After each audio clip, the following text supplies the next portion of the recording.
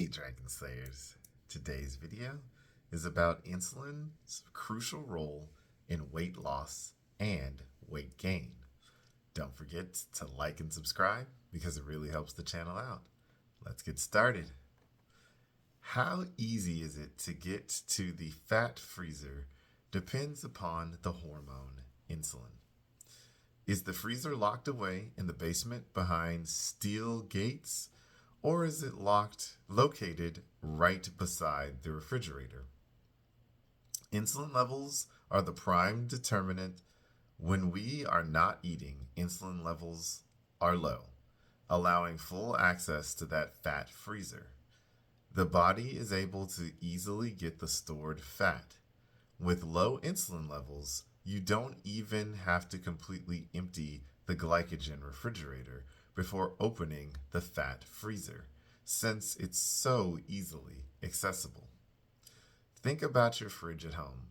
Does it have to be completely empty of everything, including that half-empty bottle of ketchup or tub of yogurt, before you open that pack of burgers from the freezer?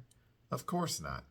Similarly, with low insulin levels, the body can burn fat even if there is still some glucose around. That means that if you're cutting calories and you have low insulin levels, it's easy for your body to compensate for the reduced food energy by getting some fat out of the freezer, even if your glycogen fridge isn't completely empty. But the emptier your glycogen fridge, the more likely you will be to use what's in the fat freezer. And the easier it is to get to the freezer, the more likely it is that you will use it.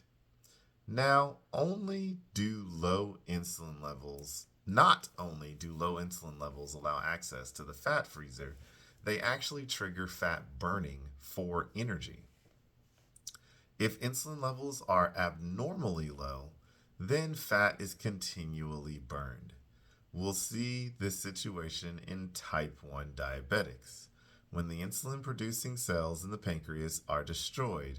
As insulin falls to undetectable levels, patients, often children, burn through all of their fat stores and are unable to gain weight no matter how many calories they consume. Untreated, this is a fatal disease. Treatment with insulin injections allows them to store fat normally once again. On the other hand, high insulin levels prevent the body from accessing the fat in the freezer. It is locked away behind steel bars. Insulin inhibits lipolysis. It stops the body from burning fat. High insulin levels, which are normal after meals, signal our body to store some of the incoming energy. Logically, therefore, we need to stop burning stored fat. Why bother when there's energy from food? This doesn't just happen after meals. However, we see this in diseases of too much insulin. For example, insulin injections, often used in the treatment of diabetes, commonly lead to increased fat accumulation because the body is unable to burn fat. That's great for type 1 diabetics who have too little fat to begin with, but not so great for type 2 diabetics who usually have too much. Insulin resistance, sometimes called prediabetes or metabolic syndrome, is the most common situation where insulin levels are persistently kept abnormally high. That's what I've got for you guys today. Don't forget to like and subscribe because it really helps the channel out. And remember, guys, that together, you and I will slay the dreaded diabetes dragon.